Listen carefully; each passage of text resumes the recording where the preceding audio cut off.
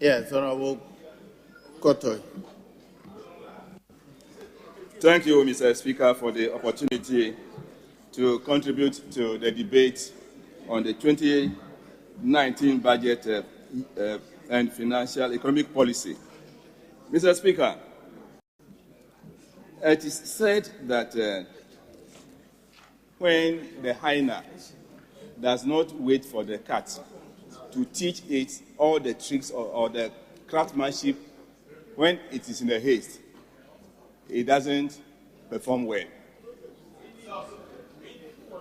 Mr. Speaker, we know very well that President Mahama, during his time, indicated that he was going to construct 200 new secondary schools, and that work started on 124. Quite about 50 got completed before he left office in 2016. The chairman of the Education Committee just mentioned that they completed just about 13 when they got into office. Those completed were those sponsored by the World Bank. And the non-completion of those blocks, as of today, could be attributed to the failure of government to release money to government to get fund to complete these projects. If get fund was capped to a total of 1.6 billion in 2017 and 2018, how will get fund be able to finance these projects? So government has failed in its duty to make sure that money was released to get fund to see to the completion of these projects. And as we talk now, some of these projects have still been completed and have not been occupied for political reasons. Hold on. Switch off your mic so your time will stop. Honorable Minister for Health is the one I recognize. Please. Health. It was a statement he made on the... Still, I want to hear the Honorable Minister for Health. Mr. Speaker, looks like my honorable friend opposite me here is misleading us, and I want some clarification. He's trying to say that the finance minister refused to release funds to get funds to enable them complete projects. What rule is that? The question is that when finance minister releases to get funds, it does not necessarily mean that we should complete projects. What about the debts that you left in debt fund? So the monies released have been used to pay debts. Thank you, Mr. Speaker. Honorable, what's your point of order? You're out of order. Honorable member, continue. Thank you, Mr. Speaker.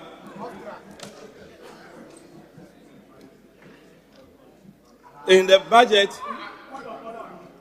the minister stated, as the chairman said that 1,171 kg blocks were to be constructed. I know for sure that less than 100 were awarded in 2018. And the number completed so far is not even up to 20. So his information to this House is not correct. Mr. Speaker, we know very well that teachers play a very important role in the education in this country. And in 2018, or this year, the licensing of teachers' examination took place. The information in the air is that the teachers performed poorly, or the candidates performed poorly. Why do we blame the teachers? Because the organization of the licensing examination itself was very poor. It was poorly carried out. That's why the candidates didn't perform well. They did not sensitize these candidates very well and prepare them very well for the examination. So if you fail to prepare candidates for examination, what good result do you expect from them? So, Mr. Speaker, we don't have to blame these poor candidates for poor performance in the teacher licensing examination. Mr. Speaker, if you look at paragraph 834 of the budget under the Ministry of Education, there is a confusion over there. What information the minister gives us is the conversion of colleges of education to university colleges. But if you read the budget carefully, the Minister for Finance is also saying these colleges of education will be under the faculties or affiliated to universities. We want to know which is which so that we can clear our minds of the misnomer and the nomenclature so that we know which direction we are going.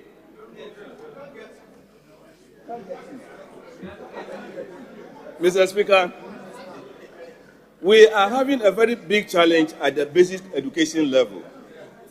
And if care is not taken, the downward trend that was reported by World Bank in its Human Capital Project will continue to affect this country. So there's a need for the redirection of basic education. If you go to some schools now, they do not have furniture on which to sit and teach in the classrooms. It is very, very appalling. And so we should not neglect the basic education. We must pay attention. If you go to some schools, even in Accra, I can give you even an example, Abokobi Presby Primary. They don't have furniture as we are speaking now for children to sit on and learn. What are we doing? If you go to Tamale, Kaponi Senior High School, they do not have furniture. Meanwhile, the chairman claimed that they have supplied furniture to all schools in the country. Where is the furniture? We want to know. Honourable Member, Mr. Speaker. Yes, Honourable Minister, are you on a point of order? Yes, Mr. Speaker. Mr. Speaker, it is right that you restrict interventions, and I think it is right for debate to flow. But will the Honourable Member produce any document to this House if he asserts that Kaponi Senior High School has no furniture? Mr. Speaker, that Honourable is Members, a hold powerful... on. I want to listen to you. You said he should do what? Produce He what? said Kaponi Senior High School has no furniture. That is the statement. Can he produce any document to the effect, Mr. Speaker? Mr. Speaker, I can say with authority, Mr. Speaker, I can say with authority in this House that those pictures, those fabricated pictures, should not be allowed to enter into this House's chamber. Your point is that that statement is not That correct. statement is false, and he should put it here. Yes, it's point of order, except to say that you haven't learned your study orders. Honourable Member, do you have any evidence to support the allegation that... Yes. Mr. Speaker, I heard it on Joy News. It's all right, continue. Mr. Speaker, thank you very much. So, the claim that they have supplied furniture to all schools is neither here nor there. And the minister knows it himself. Order. Let's listen to each other. So, we are saying that don't claim what you have not done, but live up to the task and make sure that whatever is needed is provided. Because this is a program that everybody supports very much, Mr. Speaker. Mr. Speaker, in the 2016 NPP manifesto... I'm sorry, the leaders are on their feet. Yes, Honourable Leader. Thank you very much. Mr. Speaker, when you put the question whether he has any evidence, he stated that he heard it on Joy News. Mr. Speaker, that is secondary evidence.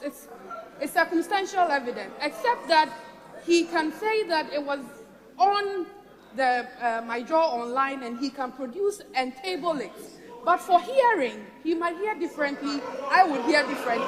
And so, Mr. Speaker, on that basis, it should not be allowed to stay in the records the way he put those facts. It should be expunged.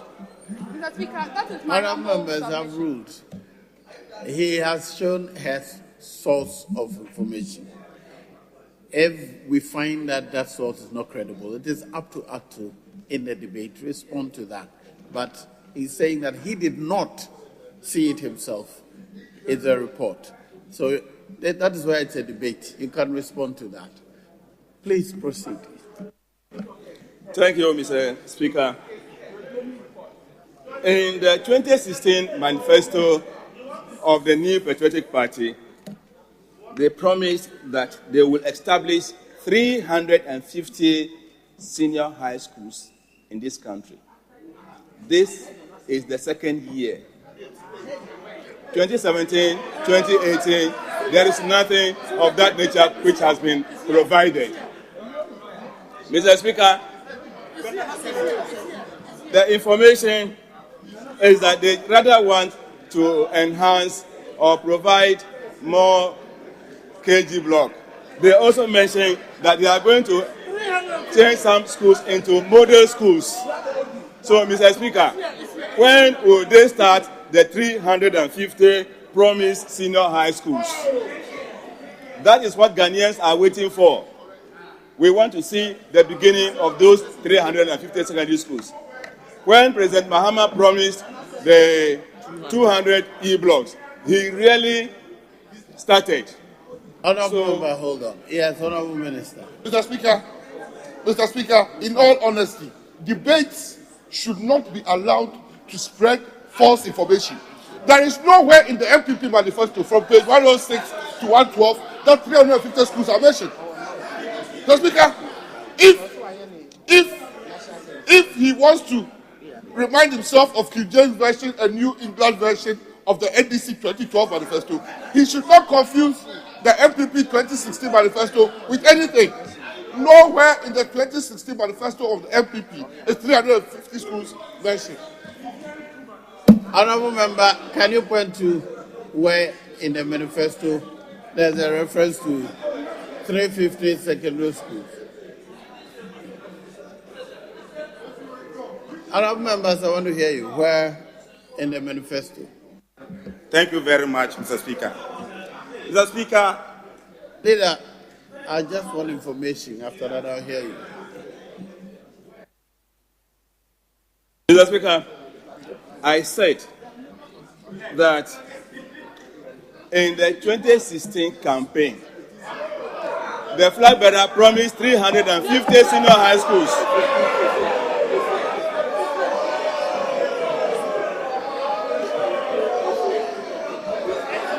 So, how far? How many have they done? So, Mr. Speaker, Honorable member, many you did things not that make reference to manifesto. You did not make reference to manifesto. Mr. Speaker, I said campaign promise. Yes, Honorable And Leader. Ghanaians are waiting for it. Leader. Thank you, Mr. Speaker. Mr. Speaker, the member said the MPP government promised 350 senior high school to Ghanaians. When we were doing 200, we promised 200, you promised 350. If today you want to tell Ghanaians that you did not promise 350, say it. Honorable Leader, MPP government came into office on 7 January. When did that promise come? It's from 7 January 2017 to date. When? The Director of Communication, the former Member of Parliament, Honorable Nana Akomia, promised, he was the Director of Communication for the current President, His Excellency Nana Addo Akufo-Addo. When President Mahama was promising 200 and started 200, the Director of Communication of the MPP, Nana Akomia, promised Ghanaian 350 community secondary schools. If today you are running away from the promise, say it. Honorable Nana Akomia has never been a member of MPP government. So you're not talking about government. Mr. Speaker, I want us to get this clear. Mr. Speaker, I want to get this clear. You said the MPP government. You're out of order. Mr. Speaker, Please listen to me. Mr. Speaker, Please. I haven't asked you the question. I know you want to speak to the radio, but answer my question, then you can go out and speak to them. The point I'm making is, your reference was to government. To the best of my knowledge, the person you mentioned, Nana Akomia, is not part of government. so he couldn't have spoken for government. I want it to be clear which era you're talking about, so the record to reflect the true state of facts. That's what I'm asking. With respect, Honorable Nana Komia was holding an official position in the then MPP party as the So you're director not talking of about communication. MPP government. Mr. Speaker, by then MPP was in opposition with the current president as the presidential candidate, and the spokesperson was Honorable Nana Akomia, and therefore what Nana Akomia said was taken to be what the presidential candidate at that time was saying. So, Mr. Speaker, if you say what Nana Akomia said was not referring to whatever the current president was going to do, Mr. Speaker, so be it. But we are saying that the Director of Communication promised 350 community senior high schools. If today they say they didn't say so, Mr. Speaker, so be it. Ghanaians are listening. Honorable members, let the record reflect that what the leader was talking about was the period before NPP is in government. You are talking about the period before NPP came into government. Now, Mr. Speaker, rightly so, I'm referring to that with the presidential candidate even saying, Honorable Leader, you are to assist.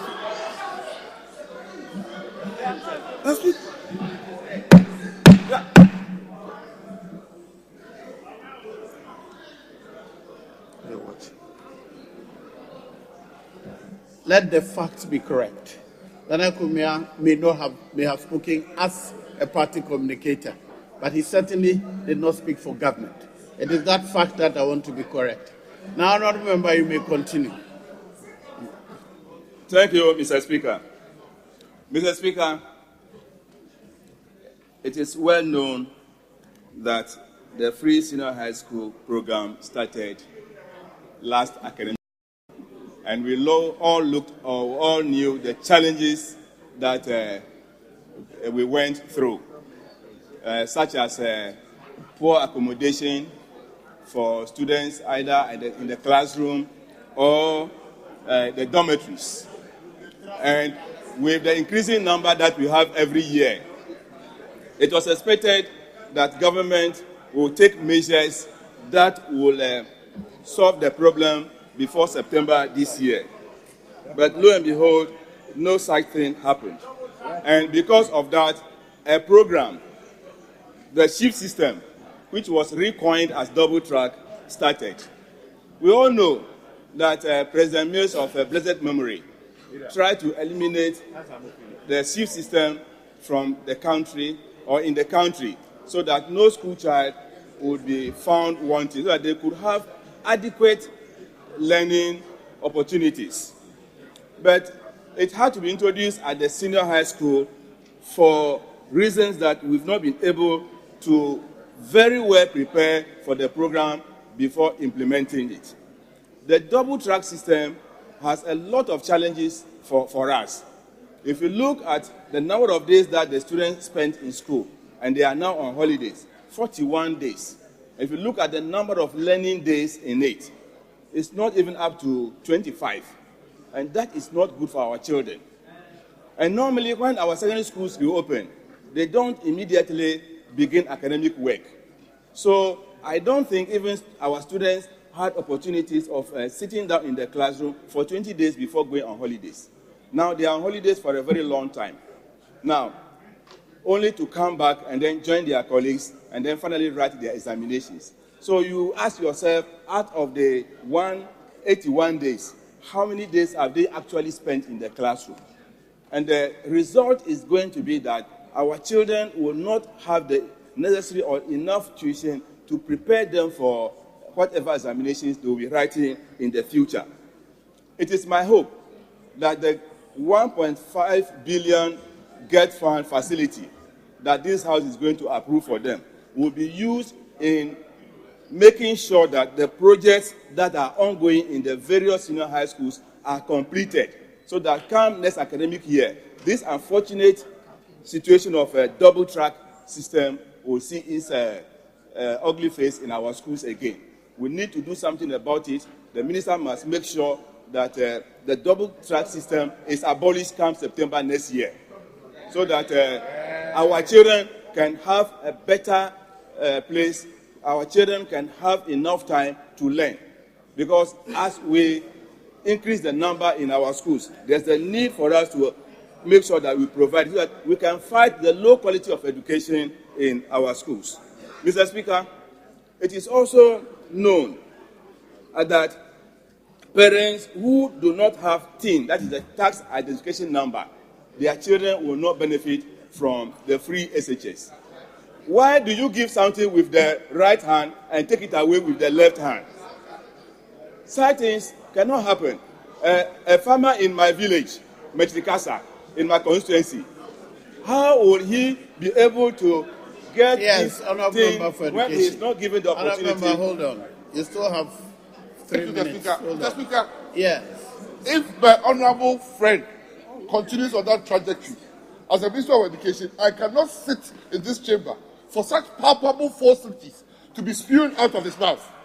Where in this budget, if not for propaganda's sake, is it stated that if you don't have TIN, you don't enjoy free SHS? Mr. Speaker, he should be made to apologize to the good people of Ghana that falsities cannot be entertained in this house. Why? How can you make your own policy and announce it on behalf of the free SHS?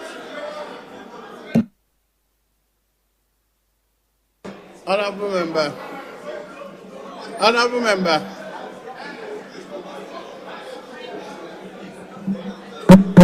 Order. Honorable member, can we restrict ourselves to the matters that are laid before us?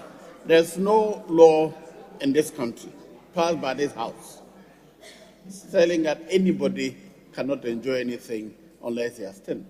People have opinions, and they share it, and the press pick it. But if it becomes law, it will come to this House. The matter before us now is the budget. In it, there's no requirement. So avoid using people's comments. That comment is attributed to somebody, a director at the Ministry of Education. A director. He has no power to make law. So just focus on what is before us. You may make your commentary outside, but in this chamber, let's restrict ourselves to what is before us. You have 3 minutes to conclude your debate. Thank you, Mr. Speaker. I take a cue from your advice. But it's also important, those who speak on government policies and programs should make sure that when they are going to the media, they give accurate information to the public. Because once it is in the public domain, we are tempted to comment on it so that the Ghanaian public will know what is happening. So if the statement is made and there's a disclaimer, I think it is in place. So thank you, Mr. Speaker. Mr. Speaker, the first speaker on the other side mentioned that under NDC, because of the World Bank conditionalities, we couldn't employ anybody. I want to remind him that before we left office in 2016, 29,000 persons were to be recruited into the Ghana Education Service. When that was handed over to you, so far you recruited less than that number. So don't claim that don't make that claim. Even before 2016 elections, some 9,000 people were also recruited.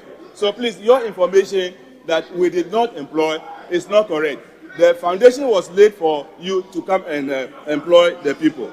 So don't make that claim. Mr. Speaker, I want to conclude by adding that there is a need for us, as I said, that we want to be clear on the status of the colleges of education being converted into university colleges. Where is the legal framework that empowers the conversion of these institutions? Because I know very well that before the polytechnics were converted into technical universities, a bill was brought to this parliament and approved or passed by parliament. So if you want to convert colleges of education into university colleges, there's the need for government or the ministry to bring to this house a bill converting the colleges of education to university colleges. And that will be the best thing to do for now. So we all say that, yes, for a teacher in the first cycle of education to have a first degree as a qualification is good enough. But let us go to the legal framework and make sure that we do the right thing and at the right time. Thank you, Mr. Speaker. Yeah.